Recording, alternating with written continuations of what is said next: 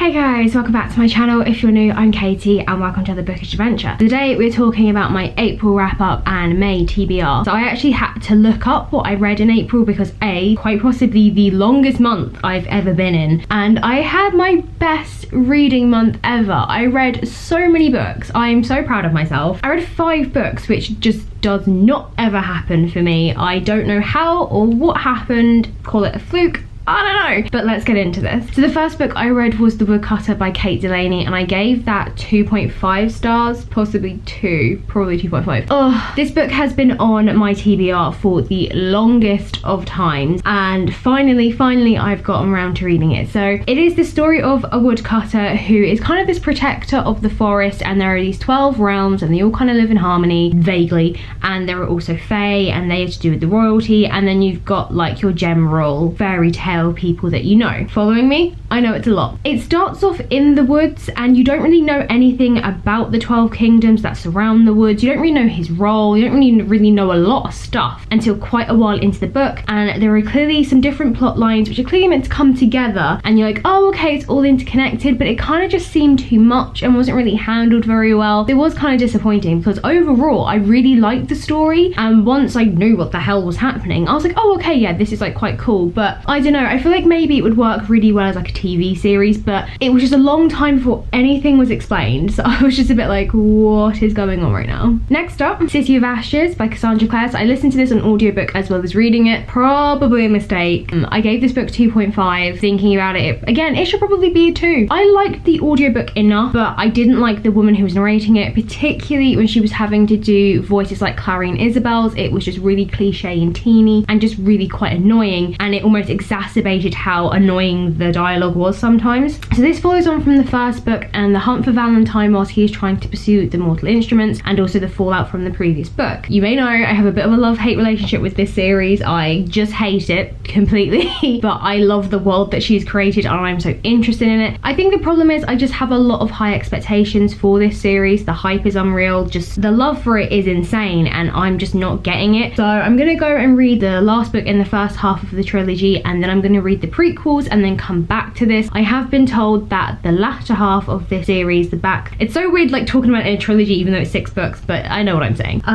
is better, and friends of mine have enjoyed it far more. They struggled with this first book. I just felt like there was the main plot, which was Valentine, and it was like a bunch of other stuff happening around it. Nothing was really happening. The actual main plot of it didn't really feel like the driving force of the book, which is stupid, but you know, it was enjoyable enough. I didn't hate the characters as much as I did the first time around. Clary annoyed me a lot less. Still hated Jace with an undying passion. That was really the only thing that didn't change from the first time I read it. I wish there had been a bit more respect for Simon coming into this book, because it's not long after the first one and he really proved his mettle in that last one. You know, he is just taking this all in his stride, all this craziness and everything that happens to him and them in the first book, and it's just still a bit like, oh god, are we really just doing the whole mundane thing? But if you want to hear more on my thoughts on this, then check out my review, and you've also got my weekly reading vlogs covering this book too. The Flame in the Mist by Renee Adier. So I gave this 3.5 stars. I was really looking forward to reading this. I have just suddenly been getting really invested in wanting to read books that are influenced by other cultures, and this author has been quite high on my list of wanting to read, and I didn't realise that I was slowly collecting her books on a TBR without realising it was her. So this one is very Mulan inspired. It is about a girl, Mariko,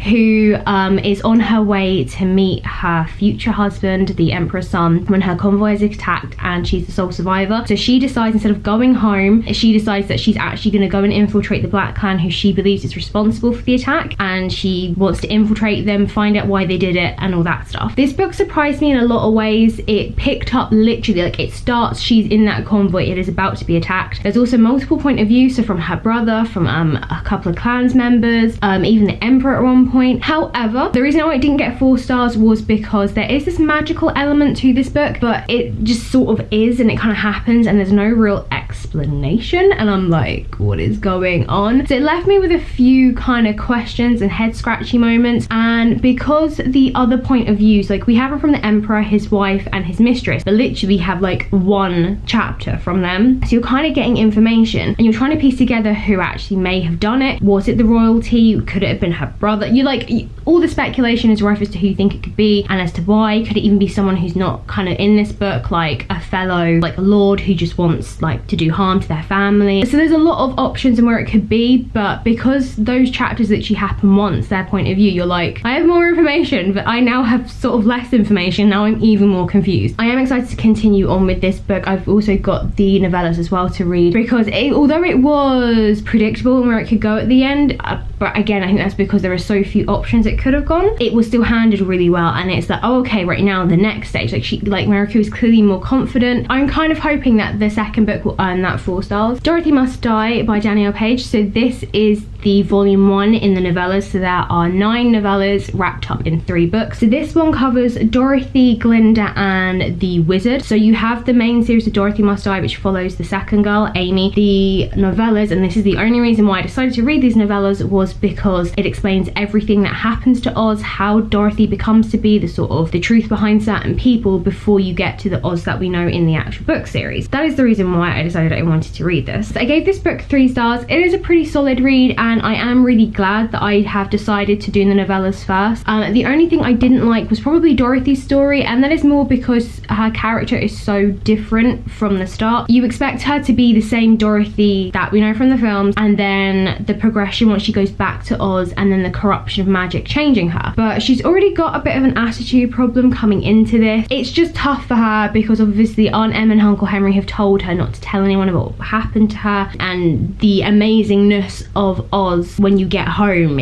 suddenly home is just bland, and although that's all she ever wanted to do was go home to her family, Kansas is kind of like, oh, so I've just come from riches and like splendor aplenty to I live in a dusty wasteland, and that's all she wants to go back to now that she knows that there is a wider world. I mean, she knows there's a wider world that she could never travel, but now she knows there is like another place. But I did like the corruption. I did like what happened to Dorothy. I thought that was a really good way, because I did wonder how that would be handled. So The Witch Must Burn covers Glinda's story and is told from the point of view of one of the servants, and you also get an insight into the order that is rising, that will be the rebellion. And then The Wizard Returns is the wizard trying, when he's on his way leaving and he gets caught in a storm, and it jumps 25 years later and he wakes up with no memory. He wakes up with no memory, and he's put to the test to basically see really if he is a bastard or not. So he has no memory of what he's done, and they've had to change his appearance so no one recognizes him. So this wizard is made to be a bit more shady and sort of almost less con man and more of like an asshole. Basically, he tricks them into building the Emerald City and then holds up in it, so the witches don't realize he's not really a real wizard, and they're testing to see whether or not without his memories he can be better. So I was very intrigued in his story. It will be now interesting to see what happens going forwards, because I don't really know that if in the actual series we're going to get multiple points of view, so I am interested. The last book I finished, oh my god, Angelfall by Susan E. I think that's how you say her surname.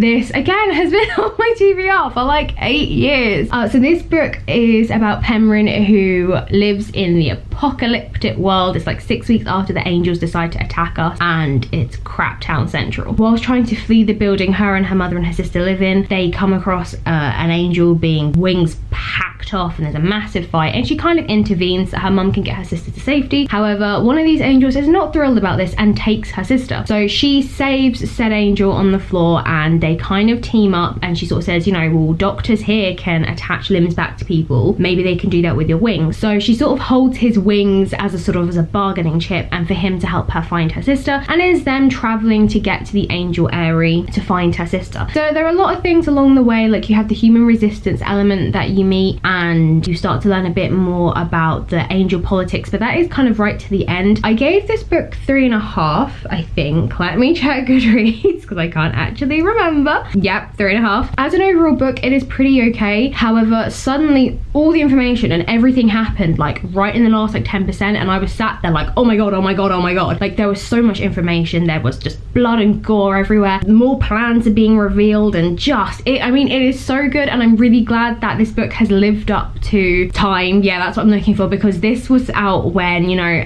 vampires, werewolves and angels were sort of like the real big thing to read, but angels were just never quite as popular. And yeah, this has just been on my TBR for so long. I messaged Alice and her sister said that these are going to get darker as the trilogy continues, so I'm really excited for that. But yeah, I just felt like it was information overload too much at the end, because suddenly it was just like, oh holy shit, oh my god, so much is happening. But it was really good. And deep breath in. So now we are on to my main TBR. Holy crap, my god, this is what happens when I read loads of books. So I did have to get Gavin to pick me some more books for my TBR this year, because I'm just struggling. I'm feeling a bit bored and I'm a mood reader, so I'm finding it very difficult. Wonderstruck by Brian Selznick. God, I forgot how heavy these books are, Jesus Christ. So this is the second book after the invention of Hugo Cabaret, but they are not like linked, it's just the formatting that is linked. So it tells the story, oh my god, of two people, Ben and Rose, simultaneously, but they are just set, one is like 1923 and one is like 1977. So Ben's story is written in words and Rose's story is done in illustrations. I actually started reading this yesterday and I'm about halfway through now. It is gorgeous, I absolutely love it. It is the story of them sort of taking matters into their own hands. Ben decides that it is time for him to find the father that he never knew, and Rose decides to go to New York. They both go to New York and she decides to go for this actress. So it will be interesting going forward to figure out what the connection is. So right now they were just both in New York and they both actually happen to be in